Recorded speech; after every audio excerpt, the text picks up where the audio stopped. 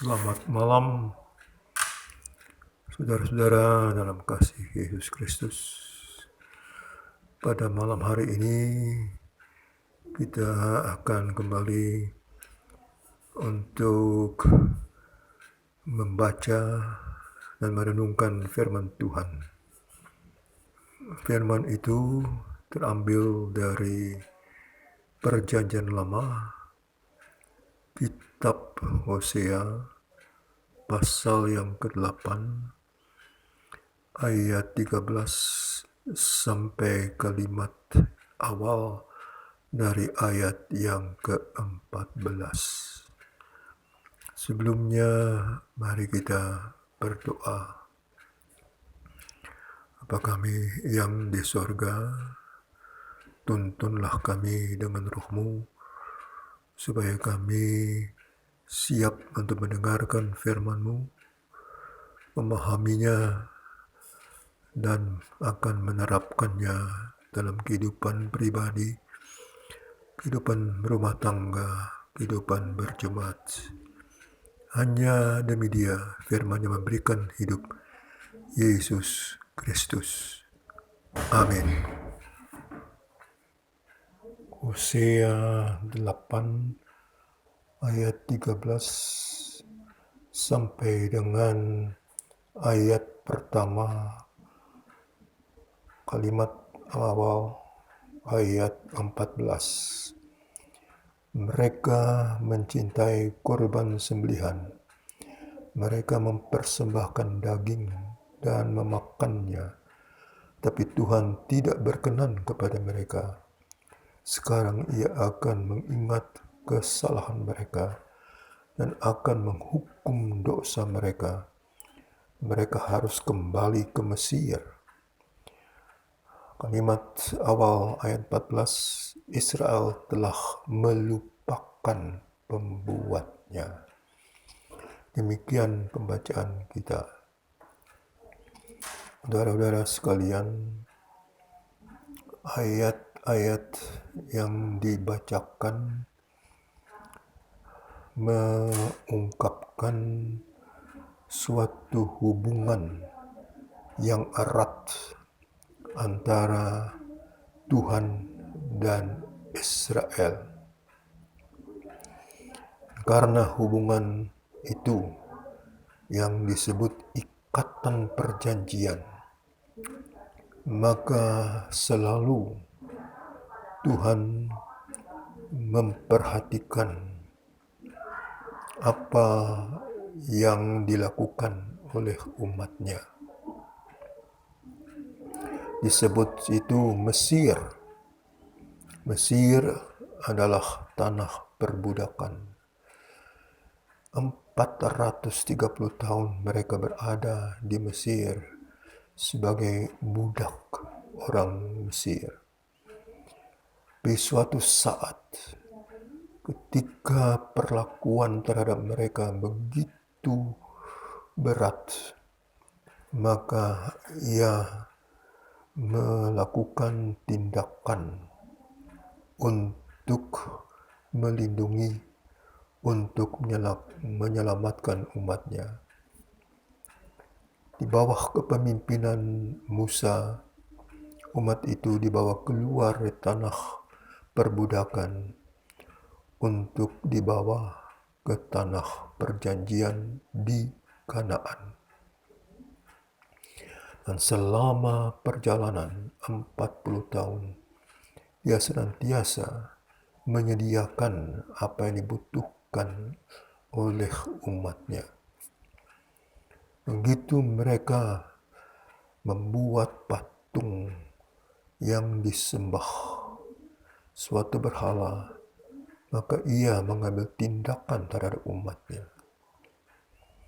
Itu terjadi kurang lebih pada abad ke-13 sebelum tarikh Masehi. Apa yang kita baca adalah dikala Hosea melakukan tugasnya sebagai nabi di utara yang disebut Samaria, Efraim, dan kemudian juga Israel. Dan Di situ terbaca kalimat, mereka telah melupakan pembuatnya. Artinya mereka tidak mengindahkan perjanjian Tuhan. Ikatan yang erat antara Dia dengan umatnya. Seakan-akan itu tidak berarti bagi mereka. Memang mereka masih melakukan persembahan kurban. Namun demikian, apa yang menjadi upacara agama itu tidak lagi diterima oleh Tuhan. Yang Tuhan inginkan perilaku yang sejati, perilaku yang bersih dan jujur, integritas dari masing-masing warga umat itu. Oleh sebab itu, ia mengambil tindakan sebagai hukuman terhadap umatnya. Kita sekarang berada pada tarikh Masehi. Apa yang kita baca adalah sebelum tarikh Masehi.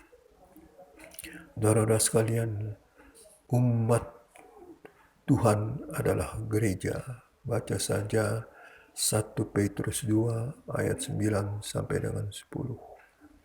Bagaimana sikap umat Tuhan pada masa kini menuju masa depan? Apakah benar-benar umat masih menanggalkan Tuhan? Ataukah hanya boleh dikatakan KTP belaka? Atau hanya secara lahiriah bergereja dan tahu apa yang dibaca namun tidak berperilaku sepadan yang dikehendaki Tuhan. Seluruh hidup adalah ibadah. Kata Rasul Paulus dalam suratnya kepada Roma pasal 12 ayat yang pertama. Dan sebab itu, apa yang kita andalkan? Masihkah kita andalkan Tuhan? Ataukah benda-benda ciptaan kita? Ataukah kemampuan diri manusia? Entah secara rasional, entah secara kekuatan otot, entah juga jumlah dukungan manusia, kekuasaan, kekayaan. Itulah yang menjadi sorotan pada malam hari ini. Bagaimana kita bersikap terhadap Tuhan? Bagaimana kita mengandalkan Dia? Dan justru iman itu adalah di dalam tantangan-tantangan, pengaruh-pengaruh yang berlipat ganda dari dunia di mana kita berada. Apakah kita masih memancarkan cahaya Tuhan? Apakah kita benar-benar adalah saksi Tuhan di mana kita berada? Itulah yang hendak dinyatakan supaya tetap kita sadar akan hubungan ikatan perjanjian yang Tuhan buat. Dia yang memprakarsai, Dia yang memilih, Dia memanggil untuk tugas-tugas mulia di tengah-tengah kehidupan kita bersama. Kiranya firman Tuhan benar-benar didengar. Kiranya firman-Nya dipegang sebagai arahan. Bukan hanya pada saat kita membaca, dan justru pada saat kita benar-benar menghadapi tantangan-tantangan yang mungkin terasa berat atau yang mempesonakan. Tuhan di dalam Yesus Kristus itu yang kita sembah sebagai Allah satu-satunya. Amin. Mari kita berdoa. Bapa kami yang di surga, kiranya Engkaulah yang menggerakkan kami dengan kuasa Roh-Mu untuk benar-benar berpegang pada firman-Mu dan hidup sesuai ikatan perjanjian yang telah Engkau adakan bagi umat-Mu. Sertailah dengan kami pada istirahat malam hari ini. Berikanlah kekuatan baru, berikanlah kesehatan, berikanlah iman yang tangguh untuk menghadapi tantangan-tantangan zaman. Bila mana kami bangun pada esok hari, kiranya ya Tuhan, Kaulah yang menyertai mereka yang dalam derita. Berikanlah kesembuhan, berikanlah kekuatan iman, supaya apa yang dihadapi dapat diatasi dengan kekuatan yang Engkau berikan. Kiranya Tuhan, Kau menyertai juga generasi penerus. Kiranya Engkau menuntun mereka, supaya mereka dapat mengambil langkah-langkah sepadan dengan kehendak-Mu. Kiranya Engkau melindungi terhadap pengaruh-pengaruh yang begitu mempengaruhi pada zaman ini dengan alat-alat canggih yang ada di masing-masing tangan yang dimiliki untuk dilihat senantiasa sebagai alat komunikasi. Kiranya kami dapat menilai apa yang benar dan apa yang membohongkan, apa yang menyesatkan.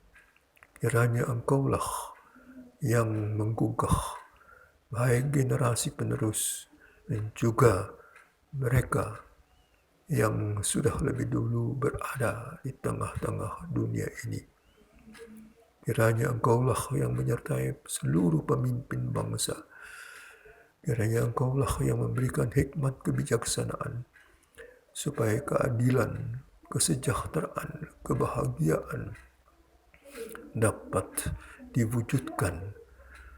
Dan kiranya Engkaulah yang mencegah kalau kejahatan ingin menguasai seluruh kehidupan bangsa dan negara kami ini. Pakailah umat-Mu gereja untuk menjadi terang hati nurani tengah-tengah dunia yang melanda pengaruhnya atas setiap orang di masa kini.